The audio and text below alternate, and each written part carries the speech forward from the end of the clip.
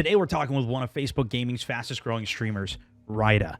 In 1 year, he grew from 0 to 100,000 subscribers. Then in year 2, he doubled it. Let's find out how. 2 years ago, before you started streaming, you were an electrician.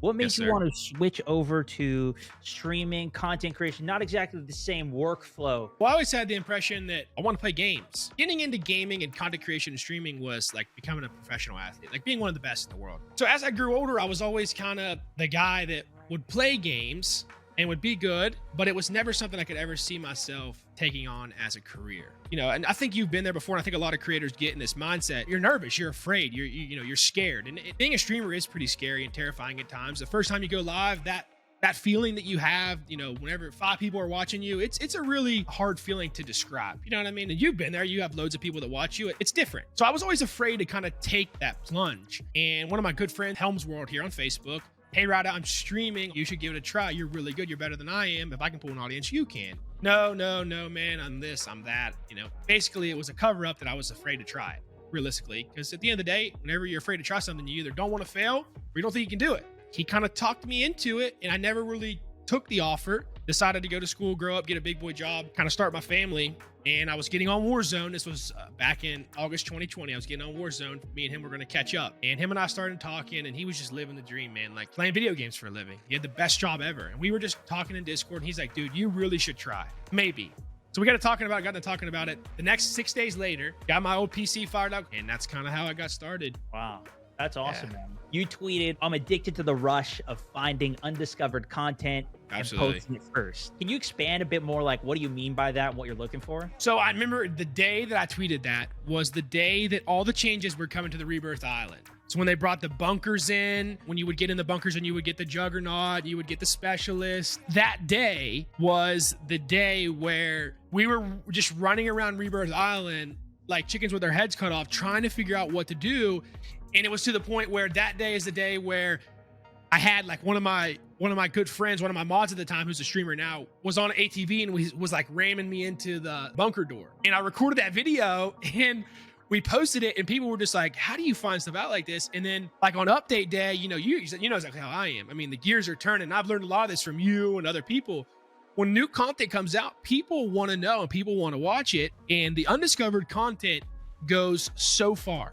When you think back and you think back to that specific day that you found this way to do this or this way to do that, and someone watched it, you always go back to that moment and you thought, "Well, I learned that from Stone." Like the suppression mod on MW2, I learned that from Stone. So you go back the next day and you're like, "Wonder if Stone found out anything new with the season."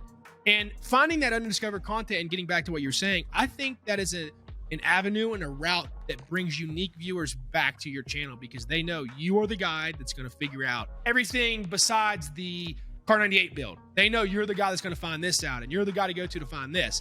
So that rush, and you know just as well as I do, that rush is a crazy feeling. You're like, rubbing your hands together, like, "Man, I got this one. Like, this is going to do good on TikTok. It's going to do good on YouTube, yada, yada, yada." Definitely. I mean, that's exactly what it is. Like, you're trying to find ways to kind of stand out with it in a lot of ways. And I think that's exactly what you're going for. If you want to stand out like RYDA, engaging your audience is key. That's why this video's sponsor is O. Here's Snoop sharing how you can utilize this tool. O is a new app that makes it really easy to interact and engage with your audience. And it's got very unique ways where you can create challenges, quizzes. You can have your fans that actually tune in and interact with you and send in their own video submission. And it's also built by former Twitch executives, so they really understand what it means to create interactivity.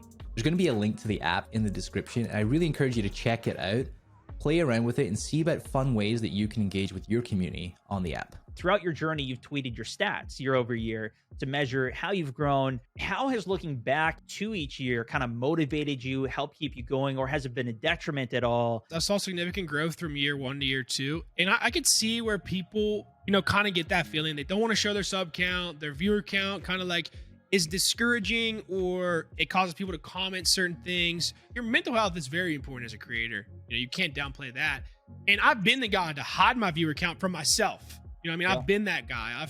I've looked at my sub count before and I'm like, "Man, what happened?" There's highs, there's lows. If you dwell on the lows, you're never going to see what a high's like. You know what I mean? And if you get stuck too high on a high, you're never going to see what the low's like. So it's kind of like to the point where I'm like, You got to roll with your punches. But at the end of the day, you need to check yourself if you actually think that you are the issue for your content failing. That's the way that I think. You know, you've had some major successes and growth this year, last year. I guess, is there anything that stands out to you from all of it that's like, oh, this is the one thing?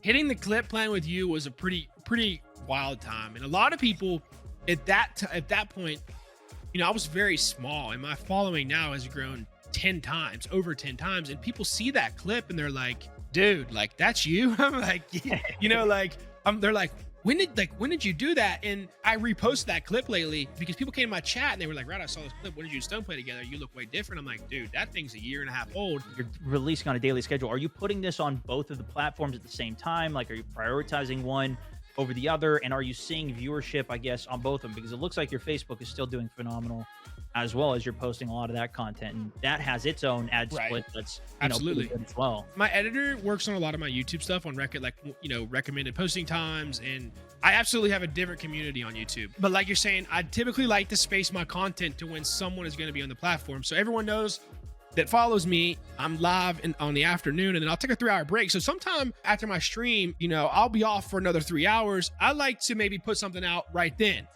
And then that gives someone something to watch while I'm off. And then I get back on at 8. And then, well, there's more live content. So I like to structure it.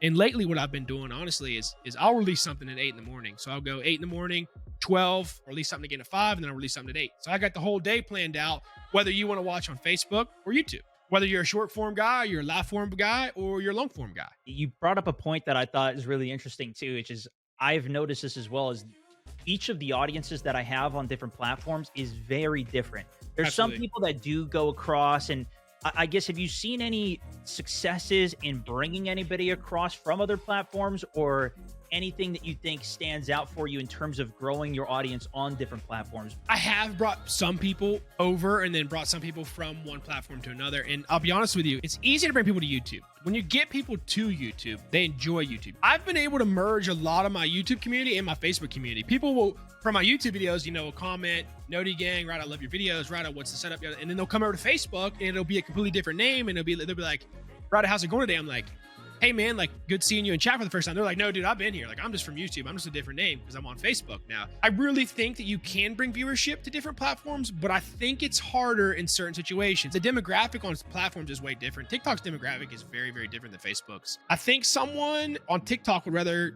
search in a Twitch name than they would a Facebook name. Does that have anything to do with the platform? No, it's just a demographic. It's just they would rather go on Twitch because they know it. But then again, the guys on Facebook, the older demographic, I would say, those guys are already on YouTube doing certain things as well. So I think there is a way to get viewers, you know, to come over from here or to come over from there. There's one thing that, like, I would really want someone to know, that this is the best job ever. With any job, any time when you're not having fun or it's not enjoyable anymore, it becomes a job. So if you're playing a game and you are thoroughly enjoying it, that's what I try to do every day on stream. When you stop enjoying it, when you stop laughing, you stop having fun, you actually turn it into a job. That goes miles for some people because they get in this bad mood, or the game made them mad at, you know, oh, there's my job, and, you know, I'm showing it in my, you know, my body language and my mental health, and it is just going down because I'm not happy. But what is there not to be happy about? You're creating content, you're playing video games. You know, you have people every day that come in and care about you genuinely, that you've arguably, for me, I've not met a bunch of my community. You probably met a few, you know, people in your community, but these people genuinely care about you and they want to see you every day. That speaks volumes. They've never met you and they care about you, and you care about them more than you could ever express. So if it was me and I was a new creator, if I could go back, have fun and enjoy it. If you enjoyed that video, watch this one next. And if you want to go pro as a creator, join Pipeline to get the tools and knowledge to be a successful streamer. Just click the link in the description below.